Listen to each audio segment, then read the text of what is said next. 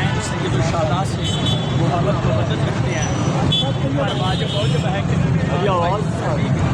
इस एहतजाज मादनी एहतजाज में शिरकत करें। मुहर्रम का हराम है जो मजहब शिया पर नाम पाबंदियाँ लगाई गई जाती हैं आज़ादारी के हवाले से वो ख़त्म हो सके और इंशाअल्लाह ये तमाम उम्मीद सदाफ़त का ये एहतजाज होगा और हुकूमत इंशाअल्लाह आईन पाकिस्तान के मुताबिक हमारे हुकूक हमें बहाल करके देगी। आखिर दवाना अल्हम्दुलिल्लाह।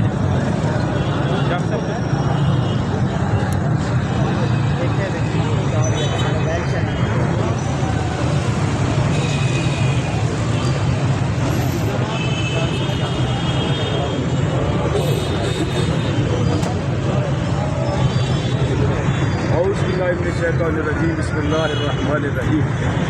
मैं इस मौके पे आज जो मातमी एहतजाज है इसकी अफादियत बताना चाह रहा हूँ। मेरा सिर्फ मिल्लत तशय्युह से नहीं बल्कि हर उस बंदे से मुतालबा है जो अल्लाह को मानता है, रसूल को मानता है और आले रसूल को मानता है। क्योंकि आज़ादारी शियों की नहीं है बल्कि आज़ादारी अल्लाह की है, रसूल की है और बतूल की है और आले रसूल की है।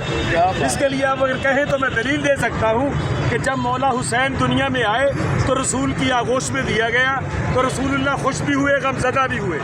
तो रसूल वक्त के रसूल की बेटी ने कहा बाबा आप रोए क्यों और गमज़दा क्यों हुए? तो रसूलुल्लाह ने फरमाया कि बेटा मुझे अभी अभी जबरील ने आके वाक़या करबला सुनाया है। तो मैं पूछना चाहता हूँ उन लोगों से जो आज़ादारी पर पाबंदी लगाते हैं कि मजालिस कब शुरू हुई, आज़ादारी कब से है, आज़ादारी क्यों है। मैं पूछना चाहता हूँ ये मुझे बताओ कि आज़ादारी जो जबरील पैगाम लेके आया तो जबरील को सबसे पहले वाक़या करबला किसने सुनाया? यकीनन अल्लाह ने सुनाया। वो अल्लाह ने जबरील को सुनाया, जबरील ने रसूल को सुनाया, रसूल ने बतूल को सुनाया। तो अब ये कहने में हम हक बजाने में कि सबसे पहला ज़ाकिर खुदा सामे जबरील, फिर ज़ाकिर जबरील सामे रसूल, फिर ज़ाकिर रसूल, फिर सामे बतूल।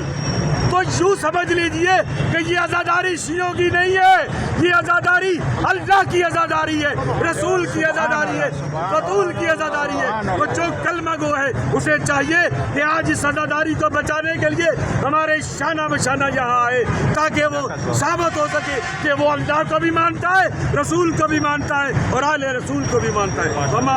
जान से प्यारी, जान से प्यारी, तागूत पे भारी, तलवार तो धारी, हर से खुददारी, उम्मीद बहारी, अज़्म को सारी।